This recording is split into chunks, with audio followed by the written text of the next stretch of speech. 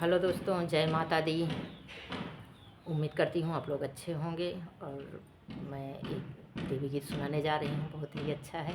तो आप लोगों को कैसे लगेगा कमेंट में ज़रूर लिखना और ढेर सारा प्यार दुलार देना। माता रानी की कृपा आप लोगों पे भी बरसे और हम पे भी बरसे, मेरी यही उम्मीद है।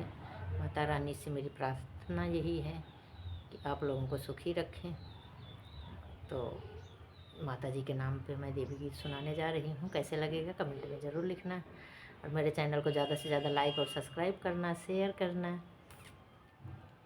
मैया कहवा लगायू बड़ी देर, भवनवा में आवा चली। मैया कहवा लगायू बड़ी देर, भवनवा में आवा चली।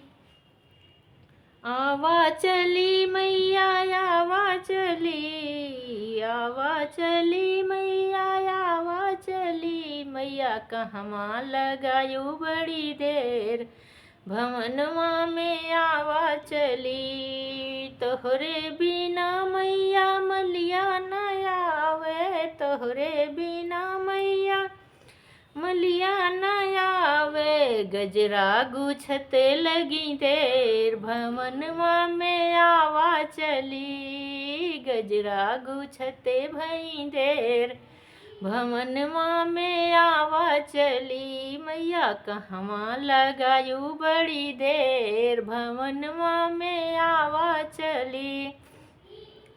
तोहरे बिना मैया महरा न आवे, तोहरे बिना मैया महरा न आवे।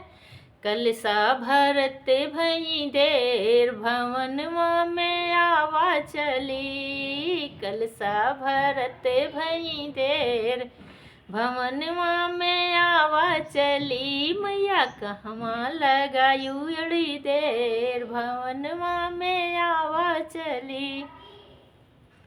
तोहरे बिना मैया, तोहरे बिना मैया नैया न आवे, तोहरे बिना मैया नैया न आवे।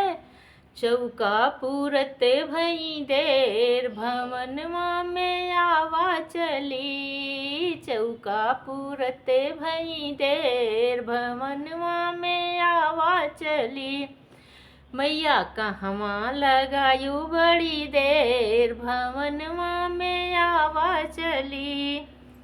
तोहरे बिना मैया सुनरा न आवे, तोहरे बिना मैया सुनरा न आवे। टीका गढ़ते भई देर, भवनवा में आवा चली। टीका गढ़ते भई देर, भवनवा में आवा चली। मैया कहवा लगायू बड़ी देर, भवनवा में आवा चली। तोहरे बिना मैया पंडित न आवे, तोहरे बिना मैया पंडित न आवे। पठवा करते भई देर, भवनवा में आवा चली। पठवा करते भई देर, भवनवा में आवा चली। मैया कहवा लगायू बड़ी देर, भवनवा में आवा चली।